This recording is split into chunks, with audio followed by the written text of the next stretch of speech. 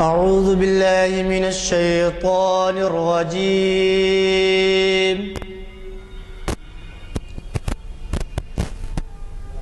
بسم الله الرحمن الرحيم.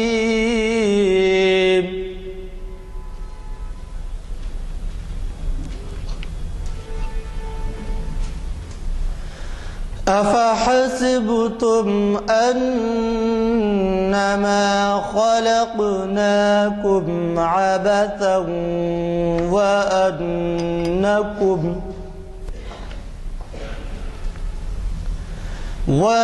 وأنكم إلينا لا ترجعون.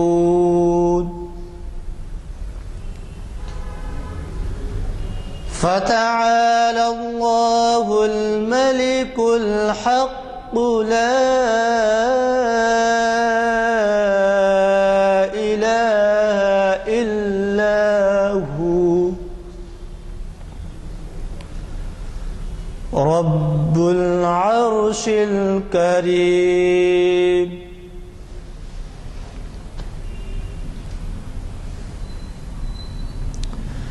ومن يدع مع الله إلها آخر لا برهان له به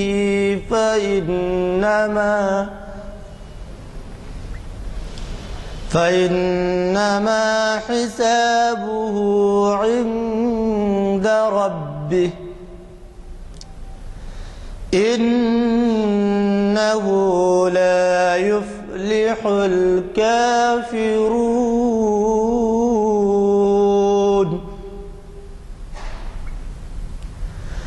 وقل رب اغفر وارحم وأنت خير الراحمين.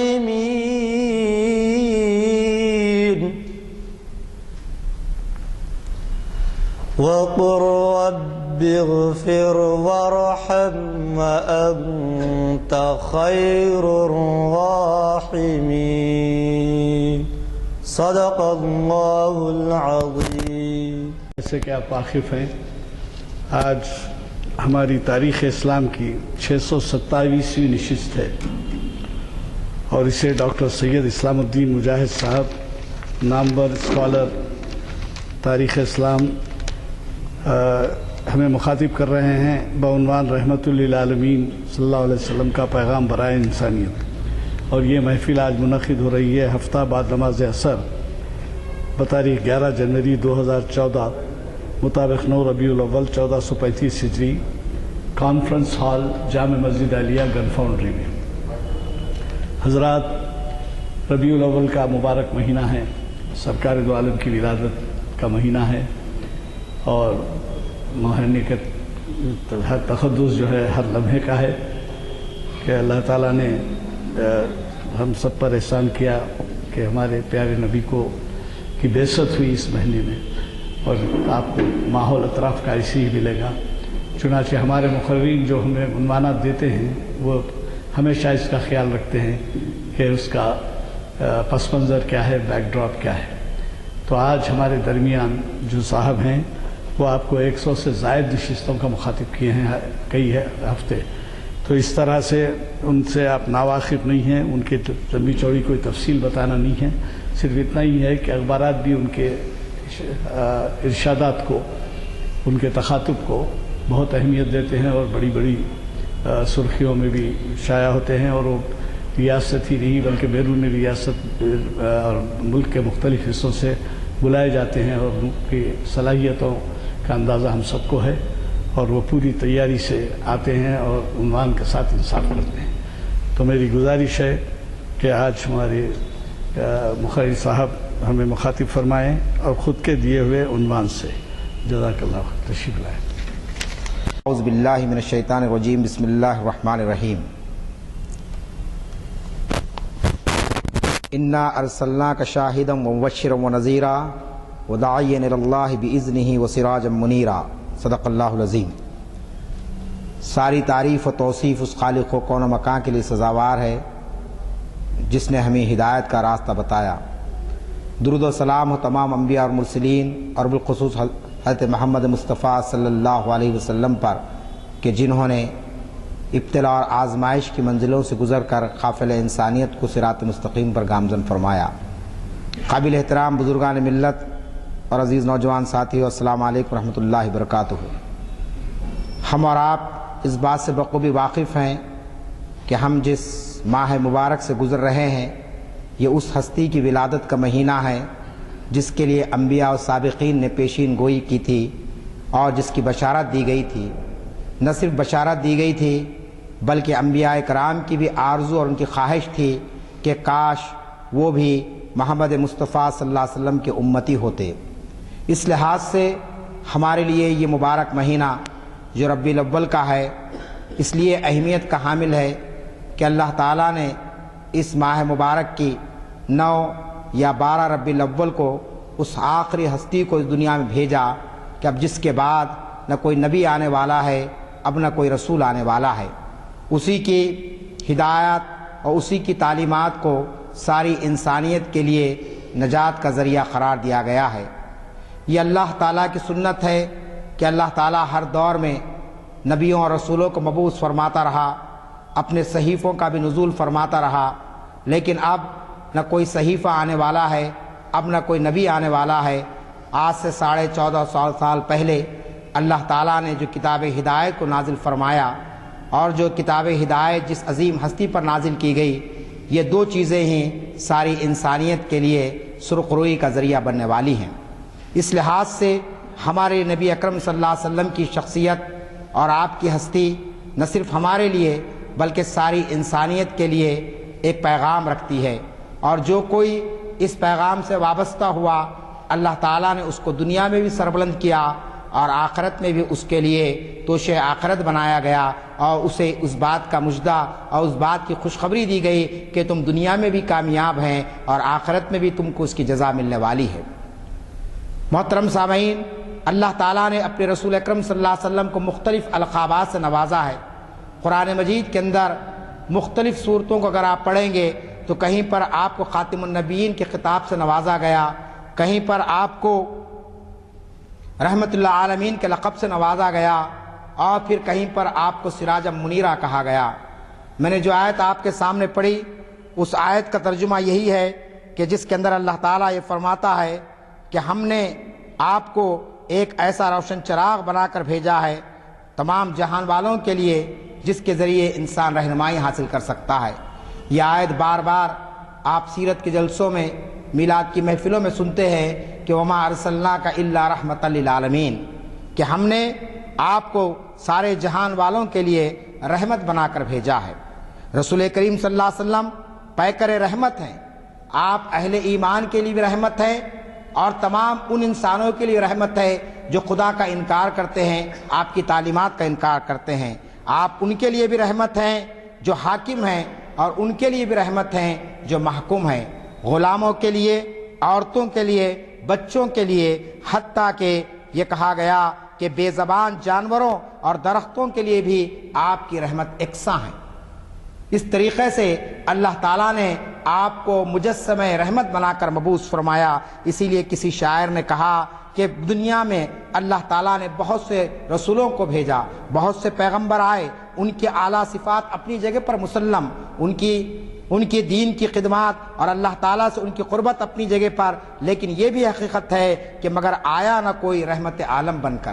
کہ رحمت عالم بن کر آنے کا جو اعزاز ہے یہ اعزاز صرف نبی اکرم صلی اللہ علیہ وسلم کو حاصل ہوا ہے، کسی اور نبی کو رحمت عالم بنا کر نہیں بھیجا گیا ہے۔ اور ہم اس حیثیت سے خوش قسمت ہیں کہ ہم رحمت عالم کے امتی ہیں، ہم اس رحمت کے پیکر کے امتی ہیں کہ جس نے اپنے جسم کو لہو لہان کر لیا لیکن کسی کے حق میں بد دعا نہیں دی۔ ہم اس رحمت کے نبی کے امتی ہیں کہ جس نے اپنے پیٹ پر پتھر باندھے لیکن کسی باطل حکومت کے سامنے یا باطل طاقت کے سامنے اپنے آپ کو نہیں جھکایا۔ ہم اس رسول رحمت کے امتی ہیں کہ جس نے میدان جنگ کے اور میدان جہاد میں اپنے دندان مبارک کو شہید کروایا، اور اس طریقے سے دنیا کو بتا دیا کہ وہ خود کس طریقے سے ایمان اور اخلاق اور کردار کو لوگوں کے سامنے پیش کرنا چاہتے تھے۔ چنانچہ ہمارے لیے بات ذہن میں رہنی چاہیے کہ آپ کا یہ ابدی پیغام آج ساری انسانیت اس کے لیے تڑپ رہی ہے۔ میں نے عنوان دیا رحمت العالمین صلی اللہ علیہ وسلم کا پیغام انسانیت، کہ آج انسانیت جس طریقے سے تڑپ رہی ہے، آج انسانیت جس طریقے سے مختلف مسائل کا شکار ہے، اس طرف ہم کو توجہ دینے کی ضرورت ہے، کیونکہ رسول کریم صلی اللہ علیہ وسلم کی مدحت، رسول کریم صلی اللہ علیہ وسلم کے سیرت اور آپ کے واقعات کو ایک عام انسان کی زبان بیان نہیں کر سکتی، کیونکہ خود اللہ تعالیٰ نے آپ کی عظمت کو اس طریقے سے بیان کر دیا قرآن مجید میں کہ وَرَفَعْنَا لَكَ ذِكْرَكَ، کہ اے حبیب ہم نے آپ کے ذکر کو بلند کر دیا۔ اب اللہ تعالیٰ جس عظیم ہستی کے ذکر کو بلند کر دیا، بندے اس کے اندر کوئی کمی اور بیشی نہیں کر سکتے ہیں۔ بندے اگر اس کی تعریف نہ کریں، اس کی توصیف نہ کریں، تو اللہ کے رسول کی شان میں کسی قسم کی کوئی کمی آنے والی نہیں ہے، اس لیے کہ اللہ تعالیٰ نے آپ کو یہ مقام بلند عطا فرمایا ہے۔ اصل حقیقت یہ ہے، اصل بات یہ ہے کہ ماہ ربیع کے آتے ہوئے ہم کو یہ دیکھنا چاہیے کہ حیات طیبہ کا ایک ایک لمحہ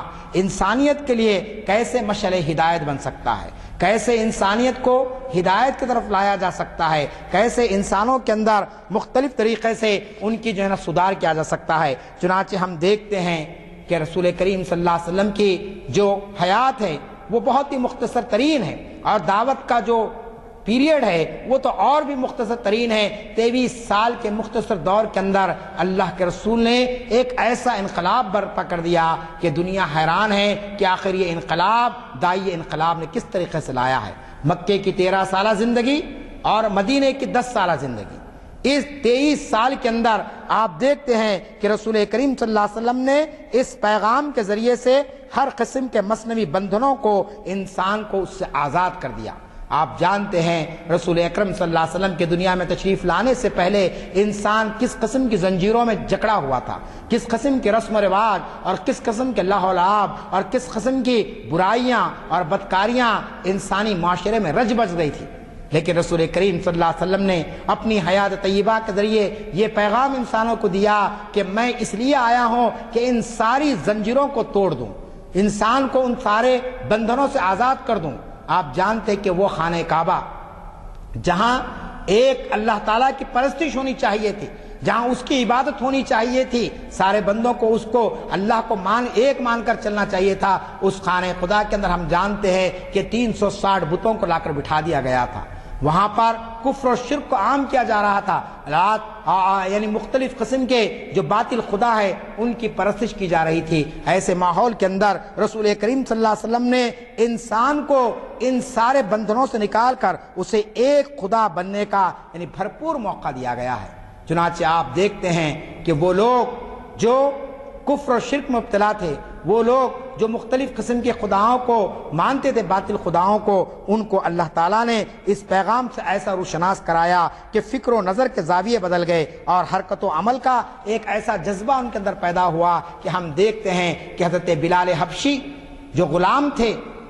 جن کی کوئی بظاہر انسانی سماج میں کوئی حیثیت نہیں تھی، لیکن جب انہوں نے اسلام قبول کیا تو پھر ظالموں نے ان کے ساتھ کس قسم کا سلوک کیا کہ ان کو لے جا کر تپتی ہوئی ریت میں لٹا دیا جاتا تھا اور ان پر سل رکھ جاتی، پتھروں کی سلیں رکھ دی جاتی تھی۔ مورخ لکھتا ہے کہ اس طریقے سے ان کو تکلیف دی جاتی تھی کہ ان کے جسم کی انتڑیاں باہر نکل جاتی تھی، لیکن اس کے باوجود بلال حبشی کے زبان پر سوائے احد کے اور کوئی لفظ نہ ہوتا، یعنی اللہ ایک ہے، اللہ ایک ہے، اس کے سوا کوئی معبود نہیں ہے۔ یہ انقلاب اللہ کے رسول نے اپنے اس معاشرے میں پیدا فرمایا کہ جس معاشرے کے اندر انسان ہر قسم کی برائیوں مبتلا تھا، ہر قسم کی بدکاریوں مبتلا تھا، لیکن 23 سال کے اس انقلاب نے حیات انسانی کا کوئی ایسا گوشہ نہیں چھوڑا کہ جس میں رحمت العالمین نے انسانوں کی رہنمائی نہ کی ہو۔ انفرادی معاملات سے لے کر اجتماعی معاملات تک اللہ کے رسول نے انسانوں کی رہنمائی فرمائی۔ اگر باپ ہیں تو باپ کا کردار کیا ہونا چاہیے، اگر صدر خاندان ہے تو صدر خاندان کی کیا ذمہ داری ہے، تجارت کرتے ہیں تو تاجر کی کیا خصوصیت ہونی چاہیے، آجر ہیں تو کس طریقے کا رویہ اپنے غلاموں کے ساتھ کرنا چاہیے، حاکم ہیں تو کس قسم سے اپنے اختیار کا استعمال کرنا چاہیے۔ غرض یہ کہ آپ دیکھتے ہیں کہ اللہ کے رسول نے انسانی زندگی کے ایک ایک مسئلے کو اور ایک ایک جو ہے نا آپ کے جو ہے نا گوشے کو اس طریقے سے آپ نے واشگاف کر دیا کہ مورخ لکھتا ہے کہ امی لقبی محسن انسانی صلی اللہ علیہ وسلم نے جس مسئلے کی طرف نگاہ اٹھائی اس مسئلے کو حل کر کے رکھ دیا۔ کوئی مسئلہ ایسا نہیں تھا کہ جس کو اللہ کے رسول نے حل نہ فرمایا ہو۔ سود کا مسئلہ تھا،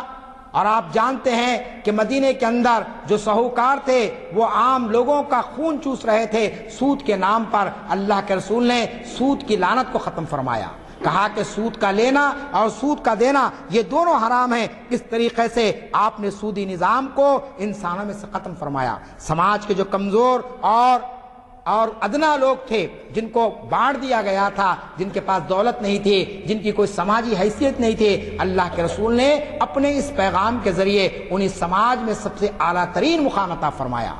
آپ دیکھتے ہیں سلمان فارسی جو فارس سے آئے، حضرت بلال جو حبشہ سے آئے، قریش کے مقابلے میں بظاہر ان کی کوئی حیثیت نہیں تھی، لیکن اللہ کے رسول نے سرداران قریش پر ان کو فوقیت دی، سرداران قریش سے زیادہ ان کو مقام اور مرتبہ عطا فرمایا، کیونکہ ان کی قربانیاں اسلام کے لیے ان لوگوں سے زیادہ تھی جو ہے نا ذی حیثیت مقام رکھتے تھے۔ اس طریقے سے آپ نے عورت کی مظلومیت کی داستان جو دور جاہلیت سے آج تک چلتی آ رہی ہے، آپ دیکھتے ہیں کہ رسول کریم صلی اللہ علیہ وسلم نے اپنے اس پیغام کے ذریعے عورت کو ایک ایسا مقام عطا فرمایا کہ آج کی تہذیب یافتہ دنیا بھی وہ مقام عطا نہیں کر سکتی ہے۔ آپ اخبارات میں پڑھ رہے ہیں، آپ کھلی آنکھوں سے دیکھ رہے ہیں کہ قانون کے ہوتے ہوئے، عورتوں کے تحفظ کی مختلف تنظیموں کے ہوتے ہوئے آج عورت محفوظ نہیں ہے۔ آج عورت نہ بازار میں محفوظ ہے، نہ آج عورت آفس میں محفوظ ہے، نہ آج عورت اپنے خاندان میں محفوظ ہے۔ کسی جگہ پر بھی اس کی حفاظت کی ذمہ داری نہیں لی گئی ہے، لیکن رسول کریم صلی اللہ علیہ وسلم کا پیغام کا یہ کمال تھا، آپ کی تعلیمات کا یہ اعجاز تھا کہ اس مظلوم عورت کو اللہ تعالیٰ نے اتنا بلند مقام عطا فرمایا کہ مورخین لکھتے ہیں کہ سماج کے کسی طبقے کو جو کہ اس دور میں سب سے زیادہ پستی میں تھا، سب سے زیادہ دلدل میں تھا، اس کو اتنا اٹھایا، اتنا بلند کر دیا کہ سماج کا اور کوئی طبقہ اس کا مقابلہ نہیں کر سکا۔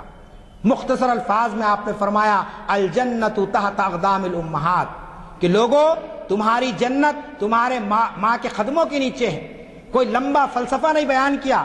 کوئی بڑی کتاب نہیں لکھی، کہا کہ اس شخص کو میں جنت کی ضمانت دیتا ہوں جو شخص اپنی ماں کی خدمت کرتا رہے گا۔ نماز اور روزہ،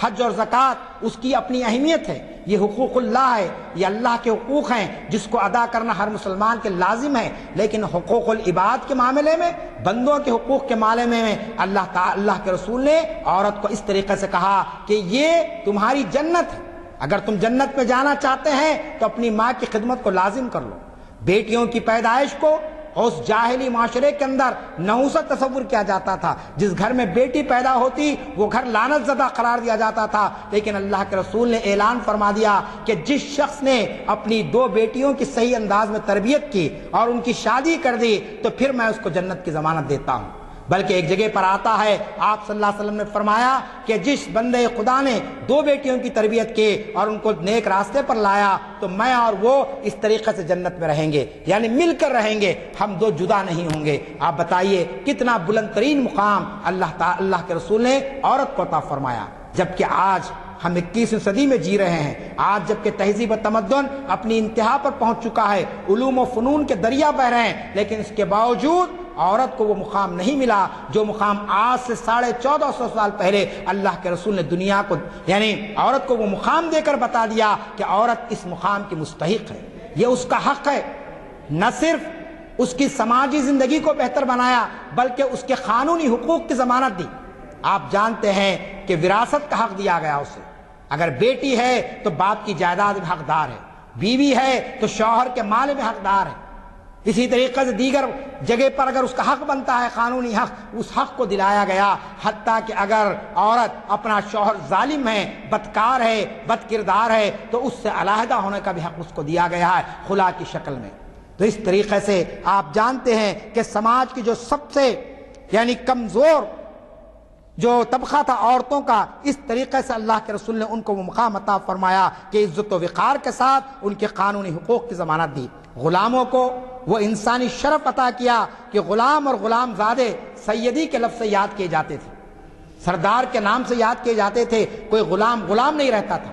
مشہور واقعہ آپ جانتے ہیں کہ حضرت ابو سفیان جو عرب کے ایک معزز خاندان سے تعلق رکھتے تھے، لیکن اس کے مقابلے میں آپ دیکھتے ہیں کہ اللہ کے رسول نے حضرت بلال حبشی کو مقام عطا فرمایا، ان لوگوں کو مقام عطا فرمایا جن کی جو بڑے بڑے خاندانوں سے اور بڑے بڑے حسب نسب نہیں رکھتے تھے، ان کا تعلق غلاموں سے تھا، لیکن اللہ کے رسول نے فرمایا کہ ان کی اہمیت اس لیے ہے کہ ان کے پاس اللہ کا خوف ہے، ان کے پاس اللہ کا ڈر ہے۔ کیوں؟ اس لیے کہ آج بھی ہم یہ سمجھتے ہیں، دنیا یہ سمجھتی ہے کہ صاحب جس کے پاس دولت ہے، جس کے پاس اقتدار ہے، جس کے پاس حسب نسب ہے، اسے عزت اور شہرت ملنی چاہیے۔ آج پھر دنیا اسی طرف جا رہی ہے۔ آج ہم غیر محسوس طریقے سے اس شخص کی عزت کرتے ہیں جس کے پاس اقتدار ہے، جس کا خاندان الفا و اعلیٰ ہے، لیکن اللہ کے رسول نے ان ساری زنجیروں کو توڑ دیا اور ایک انقلابی تصور دیا۔ وہ انقلابی تصور کیا تھا؟ شرف اور عزت کا معیار صرف اللہ کا تقوی ہے۔ جس دل میں خدا کا خوف زیادہ ہوگا وہ زیادہ قابل احترام ہوگا، جو زیادہ متقی ہوگا اس کی عزت لوگ کریں گے۔ یہ نہیں کہا گیا کہ کسی کے پاس اقتدار ہوگا، کسی کے پاس دولت ہوگی، کوئی بڑے خاندان میں پیدا ہو جائے گا تو وہ قابل احترام ہو جائے گا۔ اس طریقے سے آپ دیکھتے ہیں کہ رسول کریم صلی اللہ علیہ وسلم نے اس پیغام کو اس معاشرے میں رکھا جس معاشرے کے اندر یہ ساری لعنتیں موجود تھی کہ لوگ خاندان پر ناز کرتے تھے۔ بہت سے قبائل کو تو اس بات کا فخر تھا کہ ہمارا تعلق قریش سے ہے، ہمارا تعلق بنو ہاشم سے ہے، ہمارا تعلق فلاں اور فلاں سے ہے، لہٰذا ہم تو خدا کے مقرب بندے رہیں گے، اللہ ہم کو جو ہے نا ہمارے ساتھ کوئی ظلم کا معاملہ نہیں کرے گا۔ لیکن اللہ کے رسول نے بتا دیا کہ یہ خاندان، یہ حسب و نسب، یہ رنگ و نسل اور یہ جنس، یہ ساری چیزیں تمہارے لیے ثانوی حیثیت رکھتی ہے۔ پھر اسی طریقے سے آپ جانتے ہیں کہ رسول کریم صلی اللہ علیہ وسلم نے اس دور میں جب کہ انسانیت بھٹک رہی تھی، انسانیت سسک رہی تھی، انسان یہ نہیں سوچ رہا تھا کہ آخر اسے کون سا راستہ اختیار کرنا چاہیے، آپ صلی اللہ علیہ وسلم نے دین حق کی اشاعت کے لیے اور اس کی تبلیغ کے لیے آپ نے ہر طرح کی تکلیفیں جھیلی اور سخت آزمائشوں کا سامنا کیا۔ ایسا نہیں ہے کہ اللہ کے رسول نے 23 سال تک لوگوں کو دعوت دی، اسلام دی اور کوئی اس کی مخالفت پر نہیں آیا۔ تاریخ کی کتابوں کو پڑھیے، سیرت کا مطالعہ کیجئے تو آپ کو معلوم ہوگا کہ اللہ کے رسول پر کوئی دن ایسا نہیں تھا کہ جس دن آپ پر کوئی مصیبت نہ آئی ہو، کوئی رات ایسی نہیں گزری کہ جس رات کے اندر آپ بے چین نہ ہوئے ہوں، اور زندگی کا کوئی لمحہ ایسا نہیں تھا کہ جب آپ کے دل میں لوگوں کے تعلق سے، بندوں کے تعلق سے محبت کے جذبات نہ رہے ہوں، بلکہ یہ دور آپ دیکھتے ہیں ہمیشہ مشکلات، مصائب اور تکالیف کا دور رہا۔ دل دہلا دینے والے واقعات کے باوجود، طائف کے واقعات کو آپ پڑھیے تو دل دہل جاتا ہے۔ مکے کے اندر اللہ کے رسول دعوت دیے لوگوں کو، کہا کہ لوگوں اس دعوت کو قبول کر لو، لوگوں نے اس دعوت کو ماننے سے انکار کر دیا۔ آپ کو لے جا کر ایک گھاٹی میں قید کر دیا گیا جسے شیب ابی طالب کی گھاٹی کہتے ہیں۔ 3 سال تک اللہ کے رسول قید رہے، آپ کے ساتھ آپ کے جانثار صحابہ کو قید کر کے رکھا گیا۔ اس کے اندر عورتیں بھی تھے، اس کے اندر بچے بھی تھے، اس کے اندر بوڑھے بھی تھے، اس کے اندر جوان بھی تھے، لیکن تاریخ گواہی دیتی ہے کہ 3 سال کا یہ قید تنہائی آپ نے گزارا، لیکن اس کے باوجود آپ نے کبھی ہمت نہیں ہاری، آپ مایوس نہیں ہوئے۔ آپ کو اس بات کا یقین تھا کہ میں جس دعوت کو لے کر آیا ہوں، اللہ نے میرے ذمے جو کام کیا ہے یہ دعوت دنیا میں پھیل کر رہے گی اور انسان اسلام کی طرف آ کر رہے گا۔ 3 سال کی اس کشمکش کے بعد اللہ کے رسول جب قید سے نکلے، آپ جانتے ہیں کہ قریش مکہ آپ کے چچا حضرت ابو طالب کے پاس گئے اور کیا کہا حضرت ابو طالب سے؟ حضرت ابو طالب سے کہا کہ آپ اپنے چچا جان کو، آپ اپنے بھتیجے کو سمجھا دیجئے تاکہ یہ باز آ جائے ایسے کاموں سے جو ہمارے خداؤں کی وہ نفی کرتا ہے، یہ ہمارے دین کی مخالفت کرتا ہے۔ چنانچہ آپ جانتے ہیں کہ سرداران قریش نے نبی کریم کے چچا ابو طالب پر دباؤ ڈالا، کیونکہ اس وقت ابو طالب کا مقام اور مرتبہ تھا، وہ سارے قبائل کے اندر ایک معزز شخصیت کی حیثیت رکھتے تھے، اور دباؤ ڈال کر کہا کہ اپنے بھتیجے کو دعوت دین دینے سے روک دیں اور نہ ماننے کی صورت میں اپنی سرپتی اٹھا لیں۔ یہ دھمکی سرداران قریش نے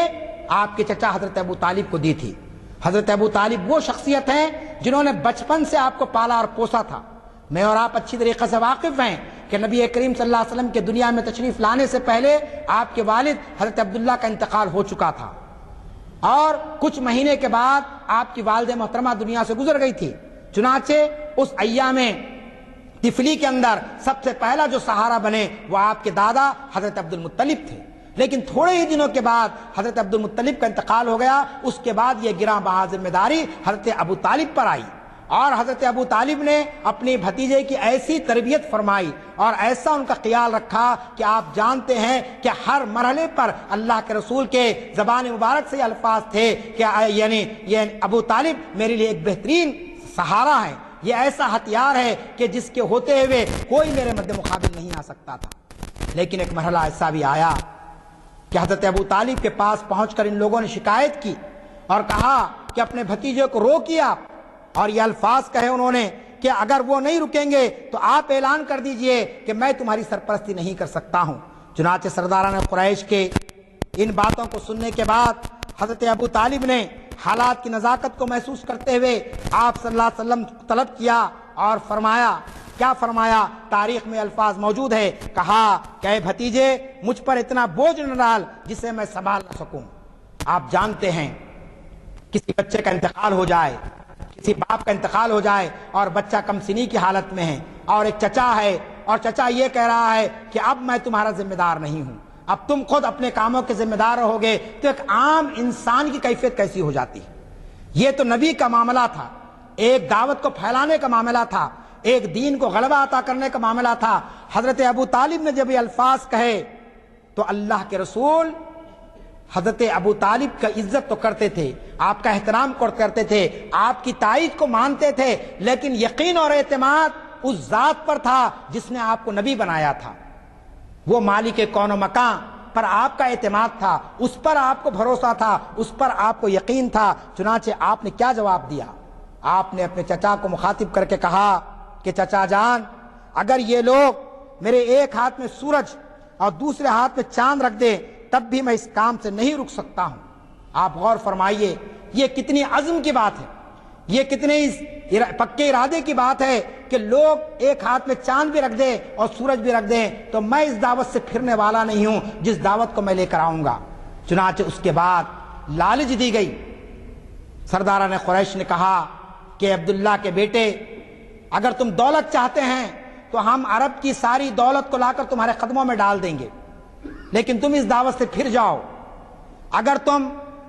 اقتدار چاہتے ہیں تو ہم سارے قبائل کے سردار تمہارے حق میں دستبردار ہو جائیں گے اور تم کو اپنا حاکم تصور کر لیں گے، تم کو ہمارا حاکم مان لیں گے۔ اور اگر تم عرب کی کسی خوبصورت ترین لڑکی سے شادی کرنا چاہتے ہیں تو جزیرے عرب میں سب سے زیادہ جو خوبصورت دوشیزہ ہوگی وہ تمہارے قدموں میں لا کر ڈال دی جائے گی تاکہ تم اس سے شادی کر سکو۔ تاریخ اس بات کی گواہی دیتی ہے کہ اللہ کے رسول نے ان تینوں باتوں کو ٹھکرا دیا اور کہا کہ لوگوں یاد رکھو، نہ میں اقتدار کے لیے اس دعوت کو پھیلا رہا ہوں، نہ میں دولت کے لیے اس دعوت کو تمہاری طرف بلا رہا ہوں، نہ کسی عورت کے عشق میں گرفتار ہو کر میں کام کر رہا ہوں، میں تو یہ کام اس لیے کر رہا ہوں کہ تم کو جہنم کی آگ سے بچاؤں، تم کو اس لپکتی ہوئی آگ سے بچاؤں جس کا ایندھن انسان اور پتھر بننے والے ہیں۔ تم اس دعوت کو قبول کر لو تو میرا اور تمہارا جھگڑا ختم ہو جائے گا۔ آپ غور فرمائیے، آج کی دنیا کے اندر کوئی عظیم لیڈر ہوتا، کوئی عظیم فلسفی ہوتا، کوئی عظیم سوشل ورکر بھی اگر ہوتا تو لازمی چیز ہے کہ اس کے قدم ڈگمگا جاتے، وہ دولت کی طرف چلا جاتا، وہ حسن کی طرف چلا جاتا، وہ اقتدار کی طرف چلا جاتا، کیونکہ دنیا کے اندر جتنی بھی بڑی بڑی طاقتیں ابھری ہیں ان کے پیچھے یہی تین عناصر رہے ہیں۔ لوگوں نے دنیا میں کام کیا تو اقتدار کو حاصل کرنے کے لیے کیا، لوگوں نے دنیا میں کچھ شہرت حاصل کی تو دولت کو کمانے کے لیے کی، یا پھر اس لیے کہ عیش و آرام سے زندگی بسر کرے اور آرائش خانوں کو جو سو بسائیں، اس کے لیے انہوں نے یہ کام کیا۔ لیکن رسول کریم صلی اللہ علیہ وسلم کا معاملہ کچھ الگ تھا۔ آپ نے فرمایا کہ لوگوں اس حقیقت کو یاد رکھ لو کہ میں جس دعوت کو لے کر آیا ہوں یہ دعوت کو پھیلانے میں یہ ساری چیزیں کوئی راہ کا روڑا نہیں بن سکتی ہیں۔ چنانچہ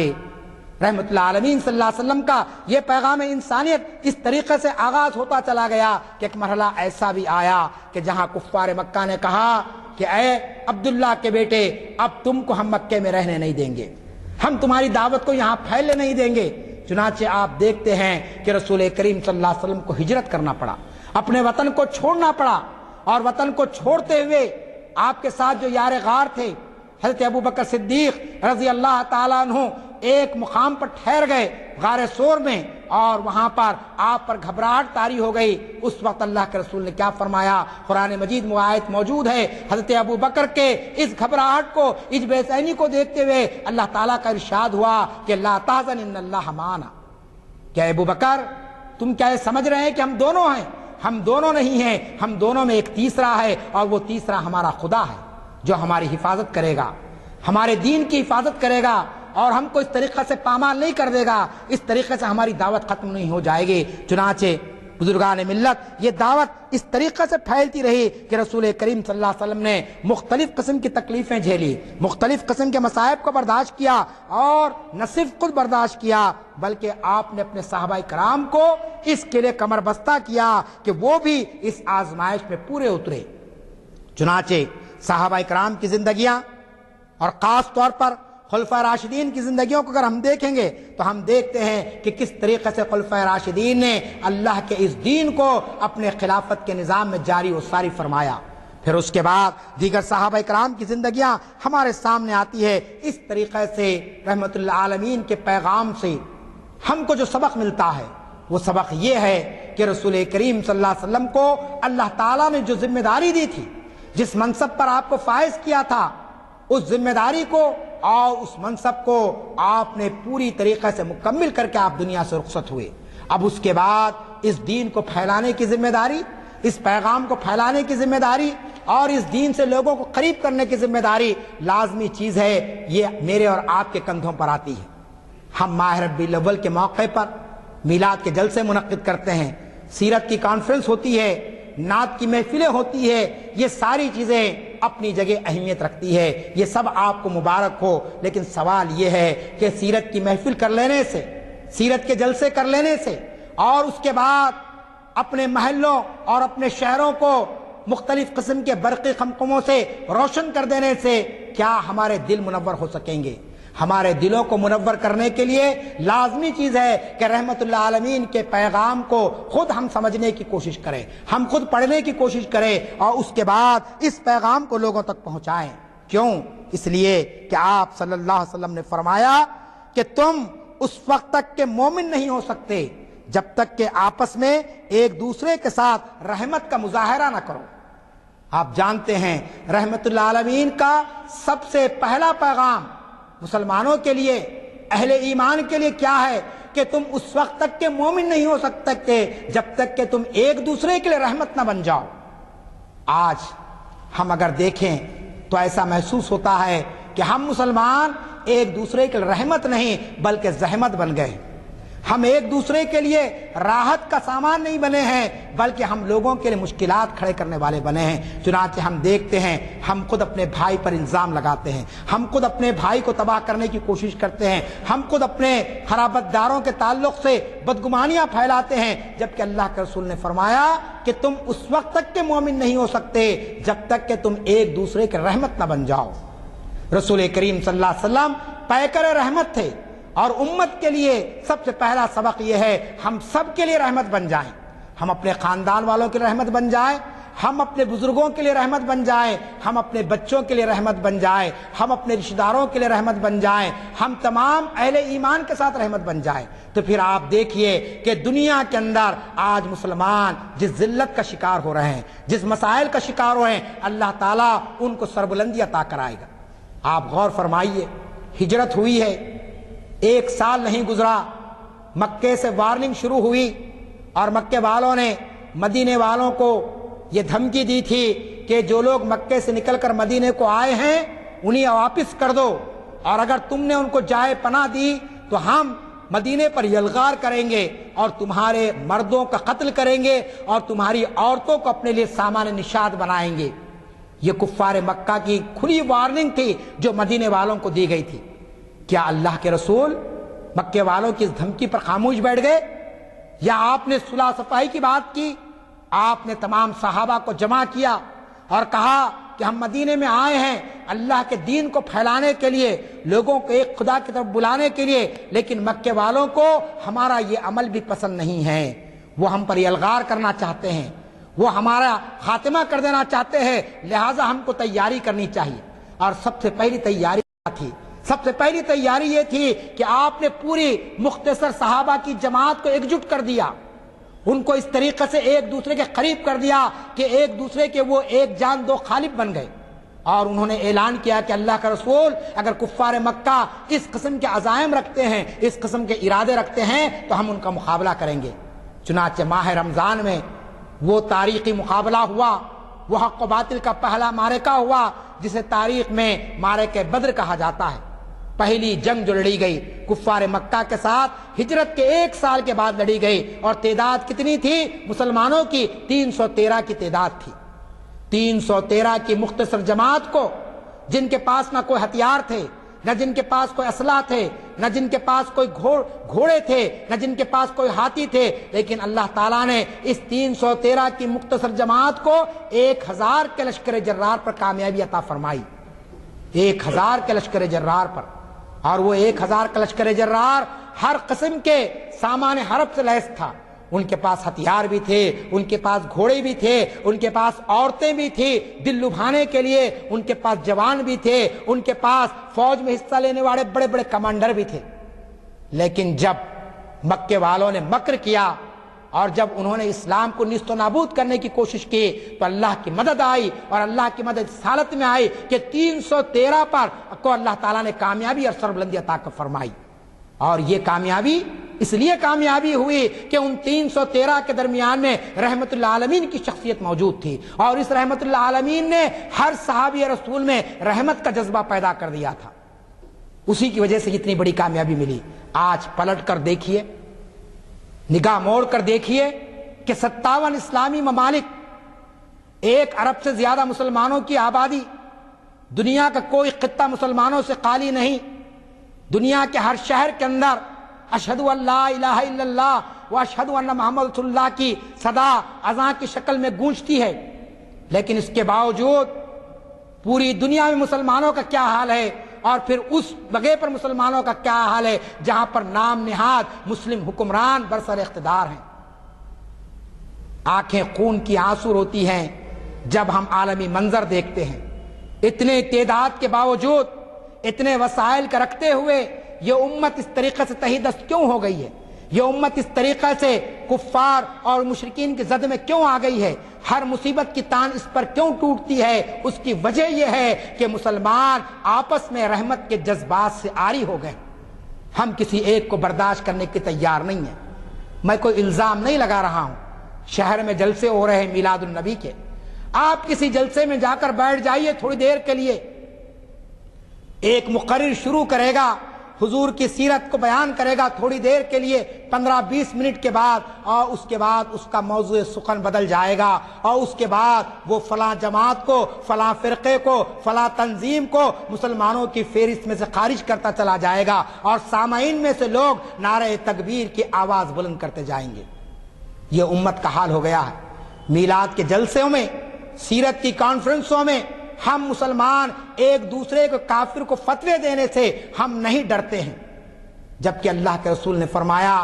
کہ تم مومن نہیں ہو سکتے جب تک کہ تم ایک دوسرے سے رحمت کا مظاہرہ نہ کرو۔ اور آگے آپ نے جو بات فرمائی وہ بات کیا تھی کہ تمہاری رحمت اپنے ساتھیوں اور قرابت داروں تک محدود نہ ہو، بلکہ میں چاہتا ہوں کہ تم تمام انسانوں کے لیے رحمت مجسم بن جاؤ، تمام انسانوں کے لیے رحمت مجسم بن جاؤ، اور تمہاری رحمت عام ہو جائے۔ آپ بتائیے، اگر مسلمان رحمت کا پیکر بن جائے تو ہندوستان جو ایک صنم کدا ہے، یہاں آپ دیکھیں گے کہ توحید کی شمع ایسے روشن ہو جائے گی کہ ہندوستان ایک مثال بن جائے گا مسلم حکمرانوں کے لیے کہ دیکھو اسلام کی شان و شوکت کیسی ہے، مسلمان کسے کہتے ہیں۔ تو اللہ کے رسول نے فرمایا کہ تمہاری رحمت تمہاری ذات کی حد تک نہیں، تمہارے رشتہ داروں کی حد تک نہیں، بلکہ تمہاری رحمت تو سارے انسانوں کے لیے ہو۔ اسی لیے تو قرآن نے کہا، سورہ انبیاء کی وہ آیت میں نے آپ کے سامنے تلاوت کی کہ وما ارسلناک الا رحمۃ للعالمین، کہ اے نبی صلی اللہ علیہ وسلم ہم نے آپ کو نہیں بھیجا مگر یہ کہ سارے عالمین کے لیے رحمت بنا کر بھیجا۔ عالمین کا لفظ استعمال کیا، ہم یہ سمجھتے ہیں کہ عالم یہی ہے، خالی ایک دنیا ہے جو ہم دیکھ رہے ہیں، یہ ایک دنیا نہیں ہے، یہ دنیا کا ایک مختصر ترین حصہ ہے، بالکل مائنیوٹ سمجھنا، خوردبین سے جو دیکھا جاتا ہے۔ عالمین تو کئی ہیں، ان سارے عالمین کے لیے اللہ تعالیٰ نے اپنے آخری نبی کو رحمت للعالمین بنا کر بھیجا۔ ہم اس کے امتی ہیں، جب ہم اس کے امتی ہیں تو لازمی چیز ہے ہم کو ایک دوسرے کے ساتھ کس طریقے سے رحمت کا معاملہ کرنا چاہیے، ہم کس طریقے سے ایک دوسرے سے صبر سیکھیں، ایک دوسرے کو برداشت کریں، ایک دوسرے کے ساتھ تحمل پسندی کا رویہ اختیار کریں، تو پھر آپ دیکھتے ہیں کہ رسول کریم صلی اللہ علیہ وسلم کے امتی ہونے کا ہم حق ادا کر سکتے ہیں۔ ورنہ یاد رکھ لیجئے، آج آپ دیکھ رہے ہیں کہ رحمت للعالمین کے ماہ ربیع الاول کے موقع پر ہم بہت سارے جلسے کرتے ہیں، اور رحمت للعالمین کی اس امت کو اللہ تعالیٰ نے ایک اہم خطاب دیا، خیر امت کا۔ ہم خیر امت میں سے ہیں، ہم کو قرآن نے اور اللہ نے خیر امت کہا ہے، یعنی بہترین امت۔ ہم کوئی محکوم نہیں ہیں، ہم کوئی یعنی گرے پڑے لوگ نہیں ہیں، ہم کو اللہ تعالیٰ نے جو خطاب سے نوازا ہے اپنے نبی کے شان اور مرتبے کے مناسبت سے، ان کو جہاں رحمت للعالمین کہا، ہم کو خیر امت کہا ہے۔ اور جب خیر امت ہے تو خیر امت ہونے کے ناطے ہم پر ذمہ داریاں بھی بڑھتی ہیں۔ میں اپنی طرف سے نہیں، قرآن کے الفاظ میں کہتا ہوں، قرآن کہتا ہے کہ کنتم خیر امتن، کہ تم ایک بہترین امت ہیں، تم کوئی بیکار امت نہیں ہے، تم کوئی ایسی امت نہیں ہے کہ جس پر خدا کی پھٹکار آئی ہو، عذاب زدہ امت نہیں ہے تم کو اللہ نے بہترین امت بنایا، لیکن تمہارا فریضہ کیا ہے؟ کنتم خیر امت اخرجت للناس، کہ تمہارا فریضہ کیا ہے کہ تم کو برپا کیا گیا لوگوں کے لیے۔ انسان ہم سمجھتے ہیں کہ ہم اپنے لیے ہیں، ہم اپنے لیے نہیں ہیں، ہم لوگوں کے لیے برپا کیے گئے ہیں۔ رسول کو برپا کیا گیا لوگوں کو ہدایت کی طرف لانے کے لیے۔ سورہ جمعہ میں کہا گیا هو الذی بعث فی الامیین رسولا، کہ اللہ نے امیین میں سے ایک رسول کو اٹھایا، جو لوگ نہیں جانتے تھے ان میں سے اٹھایا، جو لوگ تہذیب سے ناواقف تھے، جو تمدن سے دور تھے، جو علم سے دور تھے، ان کے درمیان میں ایک رسول کو ہم نے اٹھایا۔ اسی طریقے سے ہم کو بھی برپا کیا گیا، ہم کو بھی اٹھایا گیا ان سارے لوگوں میں سے جو ہے نا ہدایت سے بھٹکے ہوئے ہیں، جو لوگ کفر و شرک مبتلا ہیں، ان کے درمیان میں ہم کو اٹھایا گیا۔ اخرجت للناس، کس لیے اٹھایا گیا؟ تأمرون بالمعروف، کہ تم کو حکم دیا گیا کہ تم لوگوں کو اچھائیوں کی طرف لاؤ، اور تنہون عن المنکر، اور برائیوں سے روکو لوگوں کو، وتؤمنون باللہ، اور لوگوں کو لاؤ اللہ کی طرف، بلاؤ اللہ کی طرف۔ یہ ذمہ داری، یہ ریسپانسبلٹیز، یہ فرائض اس امت پر عائد کیے گئے ہیں۔ ماہ ربیع الاول کے اندر اگر ہم ایک غیر مسلم کو اگر خدا کے رسول کا پیغام سنا دیں اور یہ بتا دیں یہ رسول صرف ہمارے رسول نہیں ہیں، یہ رسول صرف تمہارے رسول نہیں ہیں، یہ رسول سارے عالمین کے لیے رحمت بنا کر بھیجے گئے ہیں،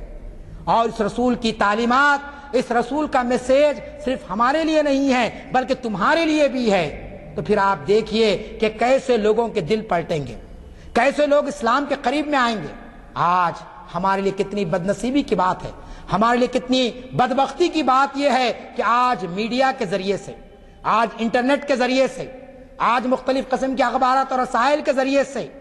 آج مختلف قسم کی باطل طاقتوں کی جانب سے اسلام اور داعی اسلام کو بدنام کرنے کے لیے کیسے کیسے حربے اختیار کیے جا رہے ہیں۔ آپ جانتے ہیں کہ آج اسلام کو دہشت گردی سے جوڑا جا رہا ہے، آج رسول کریم صلی اللہ علیہ وسلم کے حکمت جہاد کو قتل و خون سے جوڑا جا رہا ہے۔ کہا جا رہا ہے کہ اس رسول نے تو انسانوں کے ہاتھ میں تلوار دے دی،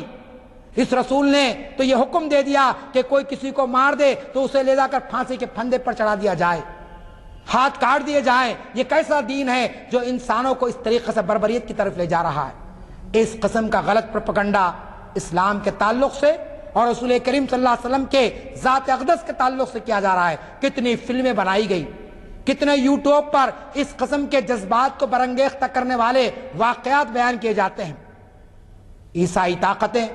یہودی طاقتیں، اس ملک کی برہمن لابی اور اس ملک کے نام نہاد دانشور جو اسلام دشمنی میں سب سے آگے ہیں، ان سب کا مقصد اور ان سب کا مدعا یہ ہے کہ کسی طریقے سے اسلام کو بدنام کیا جائے اور رسول کریم صلی اللہ علیہ وسلم کی حیات طیبہ کے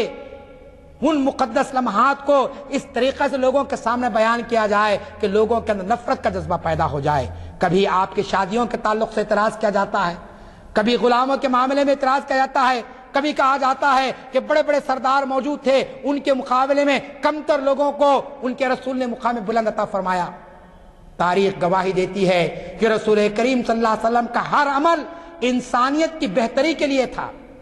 انسانیت کی ہدایت کے لیے تھا۔ آپ نے یقیناً شادیاں کی تاکہ دنیا کو بتا دیا جائے کہ اللہ نے اس چیز کو ان کے لیے ان معاملات میں حلال کر دیا ہے۔ جب تک کہ حضرت خدیجہ رضی اللہ تعالیٰ عنہ زندہ تھی،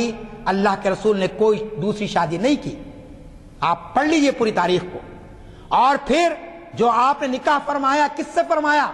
کیا آج کا کوئی نوجوان تو چھوڑیے، نوجوان کا والد یا نوجوان کی والدہ کیا اس بات کے لیے تیار ہوتی ہے کہ اس کے لڑکے کا نکاح ایک اور ایسی عورت سے کیا جائے جو اس سے عمر میں کافی بڑی ہو، جو بیوہ ہو؟ کیا کوئی تیار ہوتا ہے آج کے تہذیب یافتہ معاشرے میں؟ لیکن اللہ کے رسول پر قربان جائیے کہ آپ نے سب سے پہلا جو نکاح کیا وہ بیوہ سے کیا، اور ان سے کیا جو آپ سے عمر میں بڑی تھی۔ اور اس کے بعد سوائے حضرت عائشہ رضی اللہ تعالیٰ کے جتنے نکاح آپ نے فرمائے وہ تمام کی تمام بیوہ عورتیں تھیں، تمام امہات المومنین بیوہ تھی جن سے آپ نے نکاح فرمایا۔ لیکن آج ظالم طاقتیں، اسلام دشمن طاقتیں نعوذ باللہ یہ الزام گھڑتی ہیں کہ اللہ کے رسول نے عیش و آرام کے لیے اور رنگ ریلیاں منانے کے لیے نعوذ باللہ اس قسم کا عمل کیا تھا۔ غلاموں کو مقام دیا، کیوں؟ اس لیے کہ ان کی قربانیاں تھیں۔ مکہ فتح ہوا، بڑے بڑے لوگ موجود تھے، جلیل القدر صحابہ موجود تھے، لیکن اللہ کے رسول نے بلال حبشی سے کہا کہ بلال چڑھ جاؤ خانہ کعبہ پر اور وہاں سے تم اذان کا اعلان کرو۔ دنیا کو بتا دیا کہ جس کی قربانی زیادہ ہوگی،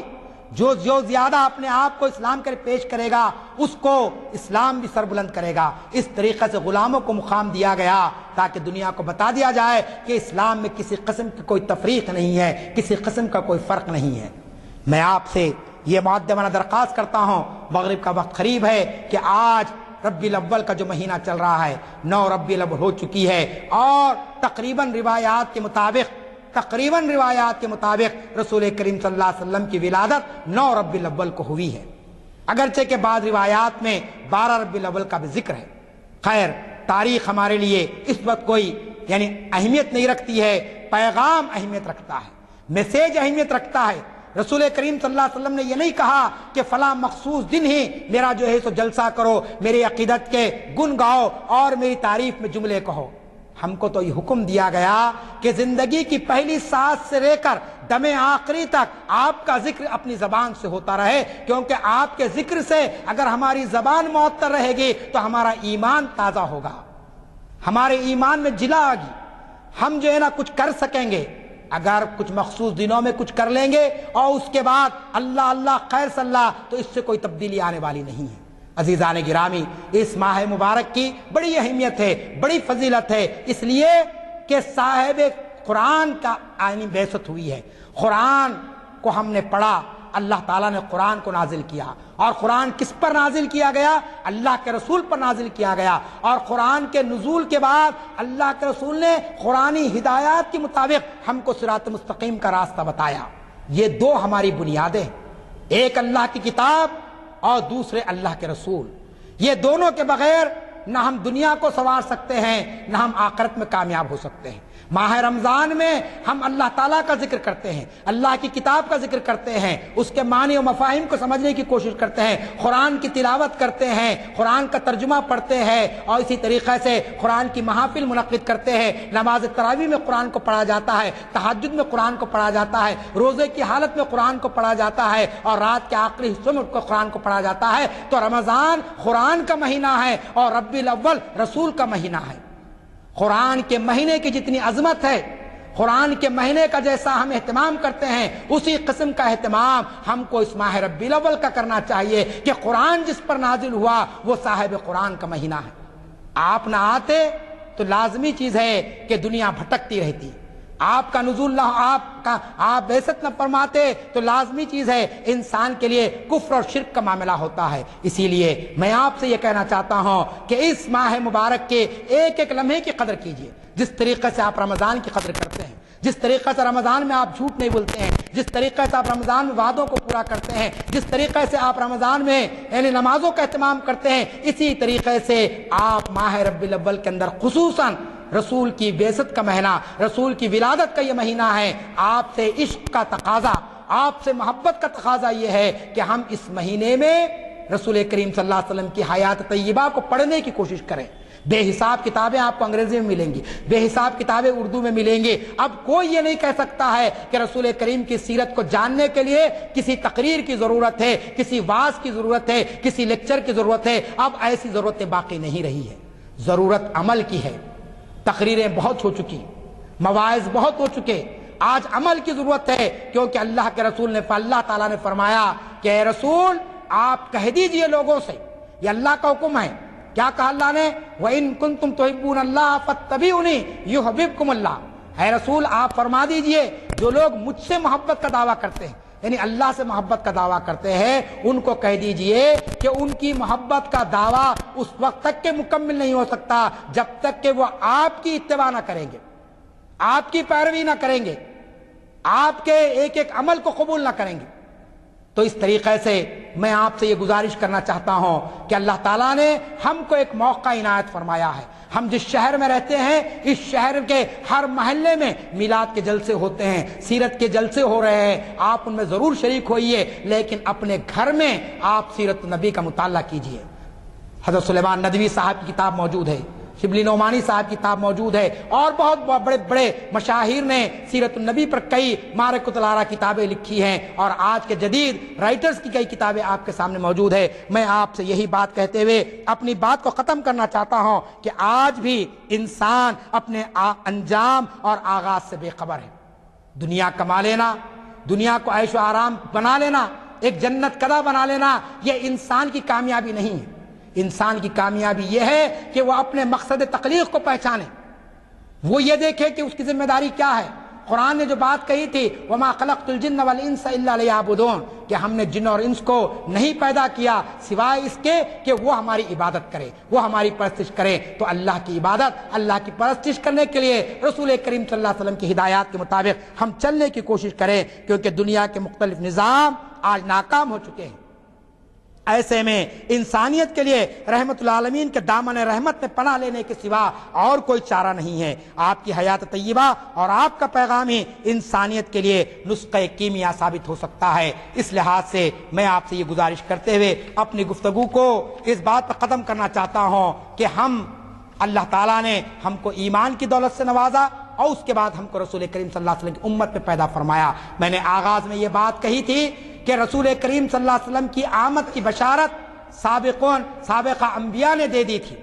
اور نہ صرف اس بات کی بشارت دی تھی بلکہ اس بات کی آرزو اور خواہش بھی کی تھی کہ اللہ ہم کو رسول بنانے کے بجائے، ہم کو پیغمبر بنانے کے بجائے ہم کو آپ کے آخری نبی کی امت میں پیدا فرما۔ یہ کتنی بڑا اعزاز ہے کہ ہم اس امت میں پیدا کیے گئے ہیں، جس امت میں پیدا ہونے کے لیے انبیاء کرام نے دعا کی تھی، اور جس کے ذکر کے تعلق سے اللہ تعالیٰ نے مختلف مقامات پر آپ کو خطابات کیا، جیسا کہ میں نے کہا کہ اے رسول ہم آپ کو خاتم النبیین بنائے ہیں، ہم آپ کو یاسین، کہیں پر طٰہٰ، کہیں پر اور کچھ الفاظ آپ کے تعلق استعمال کیے گئے، لیکن رسول کا معاملہ کیا تھا؟ جیسا کہ میں نے کہا اپنے اس پیغام کو پہنچانے کے لیے ایک ایک انسانیت کے قافلے پر پہنچے۔ ایک آخری واقعہ سنا کر اپنی گفتگو ختم کرنا چاہتا ہوں۔ ہم بھی دین کا کچھ کام کر کر بڑی انا کا شکار ہو جاتے ہیں، ایگوئزم ہم میں پیدا ہو جاتا ہے کہ صاحب ہم نے بڑی اچھی تقریر کر دی، آج لوگوں نے بڑی واہ واہ کر دی، کچھ کام ہم کر دیے، کسی اجتماع میں بیٹھ گئے، ہم سمجھتے کہ ہم نے دین کا کام کر دیا۔ تاریخ میں یہ واقعہ بہت مشہور ہے کہ اللہ کے رسول آرام فرما رہے ہیں اور بخار کا یہ حال ہے کہ پورا جسم گرم ہو چکا ہے، تپ رہا ہے، جو لوگ بھی ہاتھ لگاتے جسم اتھر کو، گرمی کو محسوس کرتے۔ اتنے میں خبر آئی کہ ایک قافلہ آیا ہوا ہے اور مدینے کے گرد و نواح میں ٹھہرا ہوا ہے کچھ رات گزارنے کے لیے، اور پھر صبح وہ اپنی منزل کی طرف جانے والا ہے۔ آپ بتائیے، میں اور آپ اس مقام پر ہوتے یا آج کے زمانے کا کوئی اور بھی شخص ہوتا تو کسی نمائندے کو بھیج دیتا یا صبح کا انتظار کرتا کہ صبح جائیں گے اللہ کی بات ان تک پہنچا دیں گے۔ رسول کریم صلی اللہ علیہ وسلم کو جب یہ خبر ہوئی کہ قافلہ آیا ہوا ہے اور صبح وہ چلے جانے والا ہے، اللہ کے رسول اس بدن سے اٹھے جو ہے نا بخار کے سے جل رہا تھا۔ صحابہ کرام نے کہا کہ اللہ کے رسول آپ کی حالت بہت ابتر ہے اور ہم محسوس کر رہے ہیں کہ آپ بہت نحیف ہو چکے ہیں، آپ کمزور ہو چکے ہیں، آپ اللہ کے واسطے تھوڑی دیر کے لیے استراحت فرما لیں، آرام فرما لیں، ہم جا کر خبر دے دیں گے قافلے والوں کو کہ اللہ کے رسول آپ سے ملنا چاہتے ہیں۔ قافلہ رک جائے گا، لیکن اللہ کے رسول نے کہا کہ نہیں،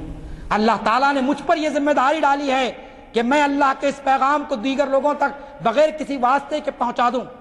اور پھر جو جملے آپ نے کہے وہ جملے کیا تھے؟ آپ نے کہا کہ لوگوں، کیا اس بات کی ضمانت تم دے سکتے ہو کہ کل جب صبح کا سورج طلوع ہوگا تو میں اس دنیا میں رہوں گا بھی یا نہیں رہوں گا؟ اور اگر اس دنیا سے رخصت ہو جاؤں گا اور کل اللہ کے دربار میں حاضر کر دیا جاؤں گا اور اللہ تعالیٰ یہ سوال مجھ سے کرے گا کہ شہر مدینہ میں قافلہ آیا تھا، آپ کے مدینہ رسول میں قافلہ آیا تھا اور آپ نے ان سے کوئی بات بھی نہیں کی، ان کو دعوت بھی نہیں دی، اس وقت میرا عالم کیا ہوگا؟ آپ غور فرمائیے، ٹھنڈے دل سے اپنے بستر پر لیٹ کر سوچئے کہ ہم اللہ کے دیے ہوئے 24 گھنٹوں کے اندر کتنے گھنٹے اللہ کے پیغام کو اور اللہ کے رسول کے پیغام کو لوگوں تک پہنچانے کا فریضہ انجام دیتے ہیں۔ اس پیغام کو ہم اپنے گھروں میں کہاں تک نافذ کرتے ہیں؟ میرے اور آپ کے بچے کیا یہ بتا سکتے ہیں کہ اللہ کے رسول کے ازواج مطہرات کتنی تھی؟ وہ امہات المومنین ہیں، وہ امت کی ماں ہیں۔ یہ جو ماں ہے ہماری، یہ تو خونی رشتہ ہے، اصل ماں تو وہ ہیں حضرت خدیجہ، حضرت عائشہ، حضرت زینب اور حضرت دیگر جتنی صحابیہ یعنی امہات المومنین ہیں۔ کیا میں نے اور آپ نے کبھی بتانے کی کوشش کی؟ میں نے ایک جوان سے سوال کیا کہ بتاؤ حضرت فاطمہ کی والدہ کون تھی؟ آپ کو سن کر تعجب ہوگا کہ اس نوجوان نے کہا ہو سکتا ہے کہ حضرت فاطمہ کی کوئی والدہ نہیں تھی ہوں گی، کیونکہ آپ کے والد محترم کا تو نام آتا ہے، اللہ کے رسول آپ کے والد تھے، آپ کی اولاد کا تو نام آتا ہے، حضرت حسن حسین جیسا آپ کے بیٹے تھے، لیکن یہ نہیں معلوم ہے ہم کو کہ ان کے یعنی جو ہے سو ان کی والدہ کون تھی۔ آپ بتائیے، عشرہ مبشرہ جن کو اللہ کے رسول نے دنیا میں جنت کی ضمانت دے دی ہے، 20 صحابہ کرام ایسے ہیں جن کو کہا گیا کہ عشرہ مبشرہ ہیں، جن کو جنت کی ضمانت دی گئی، لیکن مجھے بتائیے کتنے لوگ ہیں، کتنے نوجوان ہیں جو عشرہ مبشرہ کے ناموں سے واقف ہیں؟ خلفائے راشدین کا دور کتنا گزرا یہ تک نہیں معلوم۔ رسول کریم صلی اللہ علیہ وسلم کی سیرت پہ اگر ہم دیکھتے ہیں تو ہم کو نہیں معلوم کہ ہجرت کب ہوئی، معراج کا واقعہ کب ہوا، طائف کا سفر کیسے ہوا، اور پھر اسی طریقے سے حجۃ الوداع میں آپ نے کیا فرمایا۔ میں آپ سے گزارش کر رہا ہوں، مغرب کا وقت قریب ہے، رحمت للعالمین کا پیغام ایک بحر زخار ہے، ایک محفل میں اسے بیان نہیں کیا جا سکتا ہے۔ میں نے خود اس کو مختلف جو ہے سو عنوانات دیے ہیں، اور آپ لوگوں کی دعا، اللہ کا فضل، اور بہرحال یہاں کی محفلوں کا طفیل بھی میں کہوں گا کہ آج اللہ تعالیٰ نے مجھے موقع دیا کہ اس ماہ ربیع الاول کے اندر مختلف مقامات پر جو میرے پروگرام ہیں، مختلف عنوانات کو میں لے رہا ہوں تاکہ امت مسلمہ کے سامنے اللہ کے رسول کی سیرت کے مختلف پہلو آ سکے۔ کل ایک پروگرام ہے یہاں پبلک گارڈن میں، موقع ملے تو آپ آئیے، وہاں پر میرا عنوان ہے تقریر کا نبی کریم صلی اللہ علیہ وسلم کی سیرت میں استقامت کا پہلو۔ میرے علاوہ اور بھی مقررین خطاب فرمائیں گے۔ اس طریقے سے بہت سارے جلسے ہیں۔ اللہ تعالیٰ سے دعا ہے اللہ تعالیٰ مجھے اور آپ کو نبی اکرم صلی اللہ علیہ وسلم کے اصل جو صفت ہے رحمت العالمین کی، وہ رحمت کا پیکر ہم کو بنا دے، ہم دنیا کے لیے زحمت نہ بنے، رحمت بنے۔ رب اغفر وارحم وانت خیر الراحمین وآخر دعوانا الحمدللہ رب العالمین۔ میں نے پہلے ہی کہا ہے کہ مبارک مہینہ متبرک ساعتیں ہم سے تقاضا کرتی ہیں کہ جو کچھ رسول اللہ صلی اللہ علیہ وسلم نے ہمیں فیضیاب فرمایا ہے اور رحمت للعالمین کا لقب پایا ہے انہوں نے قرآن مجید میں، تو اس پر عمل کریں۔ میں اس سے زیادہ کیا کہہ سکتا ہوں؟ جو تقریر ہے وہ خود جو ہے پوری طریقے سے ہر پہلو کو کور کی ہے. صرف اتنا ہی کہوں گا کہ یہاں سے جب جائیں تو کچھ نہ کچھ ہم میں تبدیلی آنی چاہیے. بہت سی تبدیلیاں آنے کی ضرورت ہے. کوشش کریے کہ حتی الامکان جس قدر ہو سکے آپ اس پر عمل کرنے کی کوشش کریں. میں اس لیے بھی آپ کو سے مخاطب ہوں کہ